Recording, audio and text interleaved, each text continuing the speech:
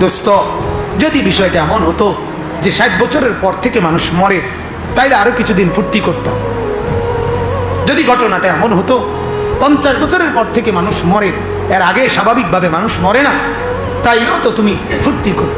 কিন্তু কোনো নিশ্চয়তা নাই যে আপনি বুড়ো হবেন।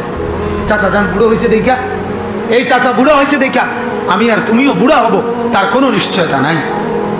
মানুষ বুড়া হয়, কিন্তু আমি যে বুড়া হব তার কোনো কি নাই, নিশ্চয়তা আছে নি? মৃত্যু আমার তোমার একেবারে গর্দানের পাশে সারাক্ষণ ওত পেতে আছে, সাপের ফোনার মতো আমার পাশে নিয়ে মৃত্যু চলছে। যার কারণে আমরা অ্যাক্সিডেন্ট দেখলে ভীত হই, যার কারণে কুকুর দেখলে ভীত হই, যার কারণে সাপ দেখলে ভীত হই, যার কারণে সামান্য থেকে সামান্য কিছুতে আমরা আটকে উঠি, লাফ দিয়ে উঠি। কেন? মৃত্যু যে আমাদের সাথে, মৃত্যু যে আমাদের সাথে, মৌত যে আমাদেরকে সারাক্ষণ তাড়ায় বেড়ায়, কবর যে প্রতিদিন আমাদেরকে ডাকে, প্রতিদিন কবর, প্রত্যেক মানুষের কবর যেখানে তার সেই কবর তাকে প্রতিদিন ডাক দেয়, আনা বাইতুদ দুধ। প্রতিদিন আমার কবর আমাকে বলে, আনিস সাবধানে এসো, আমি কিন্তু পোকামাকড়ের ঘর। দুনিয়া তেমন কিছু না, দুনিয়া ধোকা। দুনিয়া কি? ধোকা। দুনিয়া ধোকা, দুনিয়া তামাশা।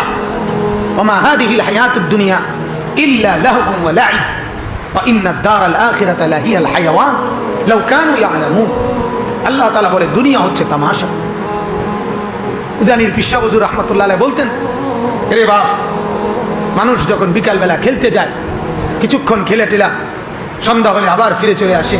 দুনিয়া এরকম খেলার মাঠ, কিছুক্ষণ দৌড়ঝাঁপ করে আবার সে কবরে চলে যায়। চলে যায় কিনা বলেন? এই দেখতে দেখতে জলজ্জন্ত মানুষ, হাত পা, শরীর, চেহারা, নাক, চোখ, কান সব নিস্তব্ধ হয়ে যায়।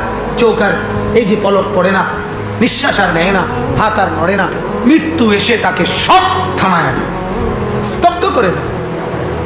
আল্লাহ তাআলা আমাদেরকে বুঝার তৌফিক দান করেন।